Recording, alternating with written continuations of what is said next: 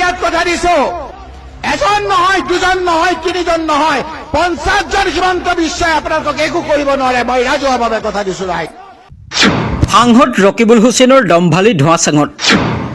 বিলাসীপাৰাত ৩৫০০ বিঘা মাটিত উচ্ছেদ চলাব মুখ্যমন্ত্ৰীয়ে হিমন্ত ৰকিবুলৰ বাকযুদ্ধই বিপদত পৰিল নেকি ৰাজ্যৰ সংখ্যালঘু কাৰণ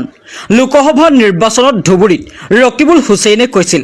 এজন হিমন্ত নহয় দুজন নহয় তিনিজন নহয় 50 জন হিমন্ত বিশ্ব আহিলেও একো কৰিব নোৱাৰিব বুলি সংখ্যালঘুৰ আগত দমভালি মাৰিছিল সাংসদ ৰকিবুল হুছেইনৰ দমভালি ধোঁৱাচাঙত বিলাসীপাৰাত ৩৫০০ বিঘা মাটিত উচ্ছেদ চলাব মুখ্যমন্ত্ৰীয়ে হিমন্ত ৰকিবুলৰ বাকযুদ্ধই বিপদত পৰিল নেকি ৰাজ্যৰ সংখ্যালঘু কাৰণ লোকসভা নিৰ্বাচনত ধুবুৰীত ৰকিবুল হুছেইনে কৈছিল এজন হিমন্ত নহয় দুজন নহয় তিনিজন নহয় 50 জন হিমন্ত বিশ্ব আহিলেও একো কৰিব নোৱাৰিব বুলি সংখ্যালঘুৰ আগত দমভালি মাৰিছিল মই আজি আপোনালোকক ইয়াত কথা দিছো এজন নহয় দুজন নহয় তিনিজন নহয় 50 জন হিমন্ত বিশ্বই আপোনালোকক একো কৰিব নোৱাৰে মই ৰাজহুৱাভাৱে কথা দিছো ৰাইট এজন নহয় দুজন নহয় তিনিজন নহয় 50 জন হিমন্ত বিশ্বই আপোনালোকক একো কৰিব নোৱাৰে মই ৰাজহুৱাভাৱে কথা দিছো ৰাইট ৰকিবুল হুছেইনৰ এনে দমভালিক বিশ্বাসত লৈ সংখ্যালঘু ভোটাৰসকলে তেওঁক ভোট দিছিল পিছে ৰকিবুল হুছেইন নিৰ্বাচনত ঠিকেই জিকিল কিন্তু বিপদত পৰিল ৰাজ্যৰ নিৰ্যাতিত সংখ্যালঘু ভোটাৰে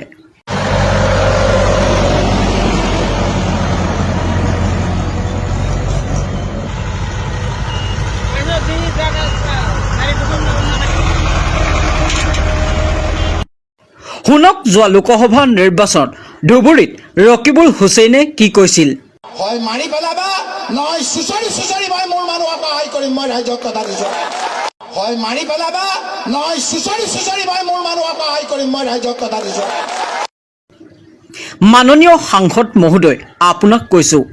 কংগ্ৰেছৰ 15 বছৰীয়া শাসনকালত আপুনি এগৰাকী শক্তিশালী মন্ত্ৰী আছিল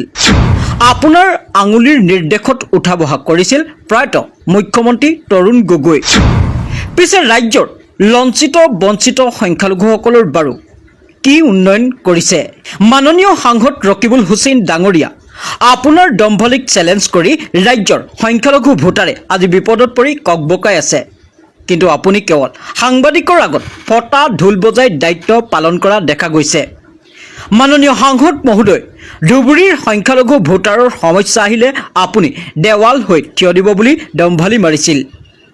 আপুনি মৰিবলৈ দেৱালৰ দৰে সংখ্যালঘুসকলৰ সন্মুখত থিয় হ'ব বুলি আস্ফালন কৰিছিল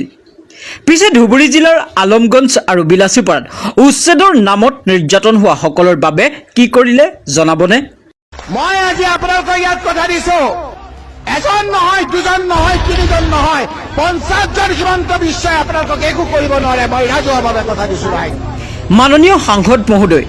আপুনি কোৱাৰ দৰে যদি কাম কৰিলে হয় তেন্তে আমি আপোনাক চেলুট দিলো হয় কিন্তু আপুনি কোৱাৰ দৰে কামত দেখা নাপাই ধুবুৰীৰ নিৰ্যাতিত সংখ্যালঘুসকল আজি চৰম বিপদত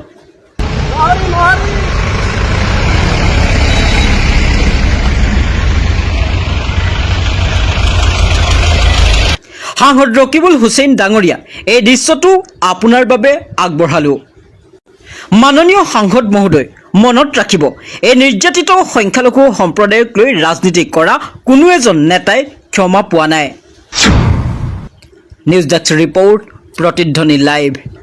এজন নহয় দুজন নহয় তিনিজন নহয় 50 জন হিমন্ত বিশ্বই আপোনালোকক একো কৰিব নোৱাৰে মই ৰাজহুৱাভাৱে কথা দিছো ৰাইট ৰকিবুল হুছেইনৰ এনে দমভালিক বিশ্বাসত লৈ সংখ্যালঘু ভোটাৰসকলে তেওঁক ভোট দিছিল পিছে ৰকিবুল হুছেইন নিৰ্বাচনত ঠিকেই জিকিল কিন্তু বিপদত পৰিল ৰাজ্যৰ নিৰ্যাতিত সংখ্যালঘু ভোটাৰে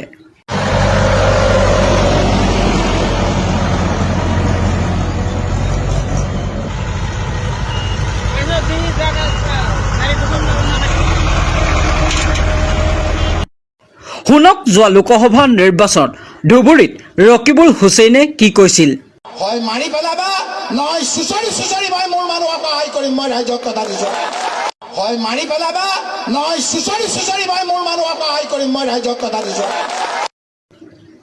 মাননীয় সাংসদ মহোদয় আপোনাক কৈছো কংগ্ৰেছৰ 15 বছৰীয়া শাসনকালত আপুনি এগৰাকী শক্তিশালী মন্ত্ৰী আছিল। আপোনাৰ আঙুলিৰ নিৰ্দেশত উঠা বহা কৰিছিল প্ৰয়াত মুখ্যমন্ত্ৰী তৰুণ গগৈ। পিছে ৰাজ্যৰ লঞ্চিত বঞ্চিত সংখ্যালঘুসকলৰ বাৰু কি উন্নয়ন কৰিছে? মাননীয় সাংসদ ৰকিবুল হুছেইন ডাঙৰীয়া, আপোনাৰ দম্ভলিক চেলেঞ্জ কৰি ৰাজ্যৰ সংখ্যালঘু ভোটাৰে আজি বিপদত পৰি ককবকাই আছে। কিন্তু আপুনি কেৱল সাংবাদিকৰ আগত ফটা ঢোল বজাই দায়িত্ব পালন কৰা দেখা গৈছে।